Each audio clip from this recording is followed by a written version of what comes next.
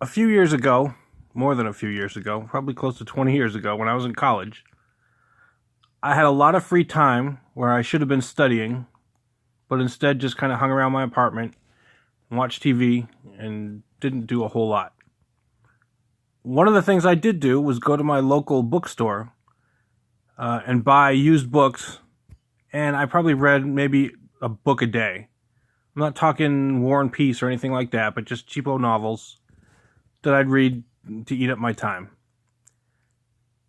One of the series that I would pick up was The Destroyer by Warren Murphy and Richard Saper.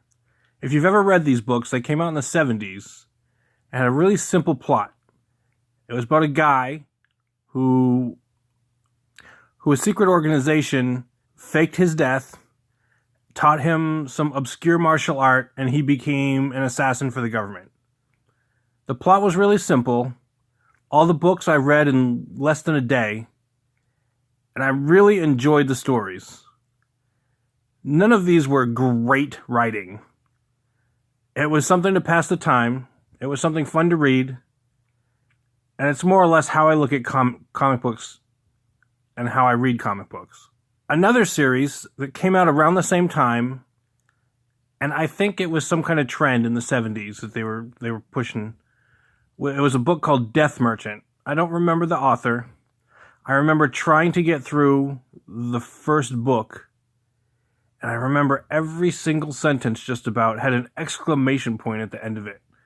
To make the book more exciting, that's what they did. They just put an exclamation point at the end of every single sentence. That was not great writing. It wasn't good writing. The Destroyer to me was good writing. Not because it was some kind of classic novel. I probably don't remember most of the actual stories that I read from those books. But I remember reading them, I remember enjoying them, and I remember there wasn't all that much to them. It was simple, it was easy. It was mostly just a fun read. Most of the comics I'm going to review on this channel aren't going to be Watchmen. They're not going to be The Dark Knight Returns. It's probably just going to be simple, fun reads. Not too much heavy stuff, but they're going to be stories that basically you don't pull your hair out. And you don't over-examine, and you're not like, oh my god, this was so cringy. To me, that's what you want your comic book to be. Obviously, they can be more, and we like to see them when they are more. I'm telling you this to let you know that I have recorded the review for this comic probably 10 times. And each one was about 5 minutes long. And I sat there wondering, how can these guys rip these books apart for 10, 15, 25 minutes when it's such crap? And the ones I'm reading, like I said, they're not the great classics, but it's just a fun read. It's just something you can open up and you can get through and you can enjoy, and you're not going to pull your hair out because it's beating you over the head with all kinds of political crap and SJW nonsense.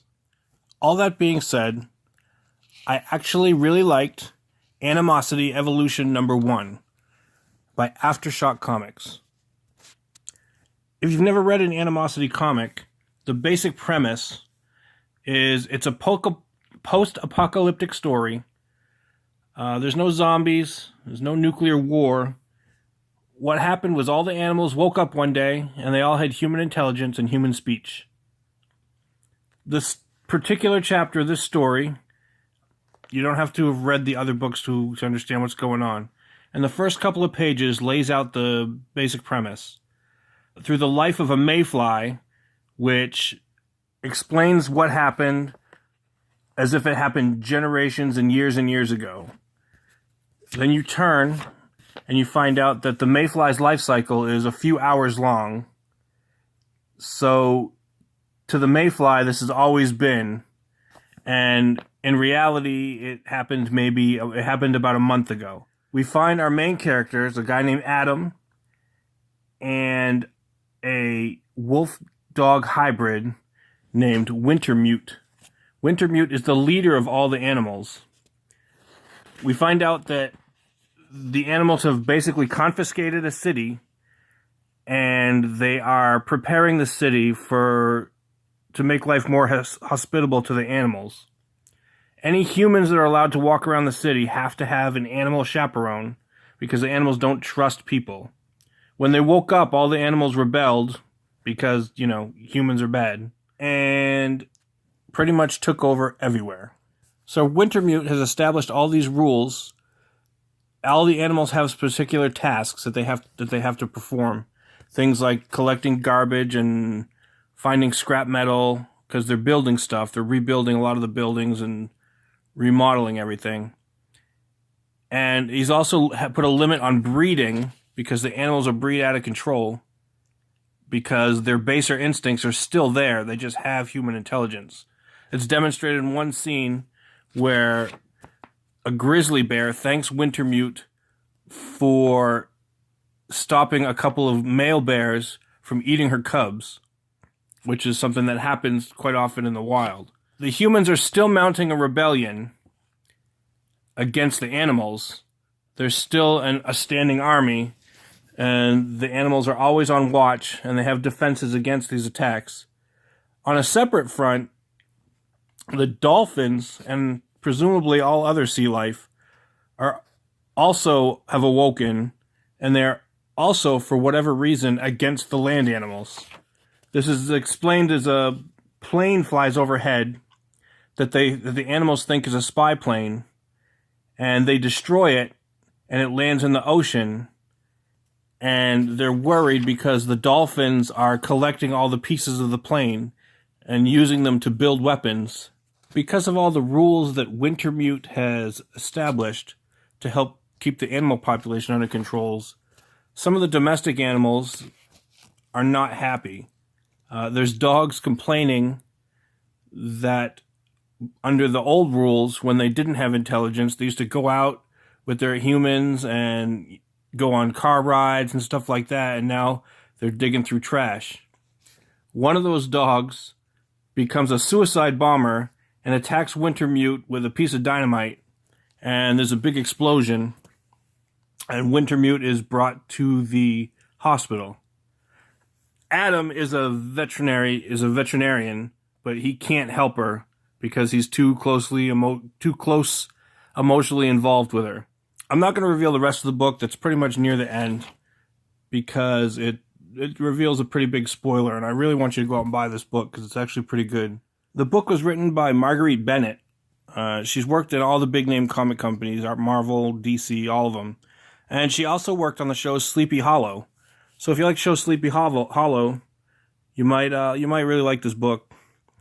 It's nothing like it, but it's by, at least one of the same writers. The main artist is Eric Gapster, who's done some work at DC, mostly on Flash Season 0, as well as a Superman and a Dark Knight book. The book has good art. It's easy to follow. It's easy to pick up from wherever, because, it has a good explanation at the beginning. It's not overly deep into the plot. Some of the things I really like about it is the way it's laid out. There's a lot of, 2-page paneling spreads where you read it, instead of one page at a time, you're going to go all the way across to the second page. It's laid out really well. There's quite a bit of that. It's a fun read. I think you'll enjoy it. The cover of the book pretty much explains where the plot's going to go. You can see from the cover that what's going to happen later on in the book. I've looked at a few other Aftershock books. At least I've been to their website, and it looks like they've got a few books on there that are pretty good. They got a couple that look kind of the SJW cringy. In your shop, I'd flip through them probably before I would just go ahead and pick it up to see if it's what you're wanting to read. But it looks like Aftershock's got a pretty good lineup. That's it for the review of Animosity Evolution. Hope you guys enjoyed it. Leave your comments in the comment section. Subscribe. Have a good day. Please hang up and try again.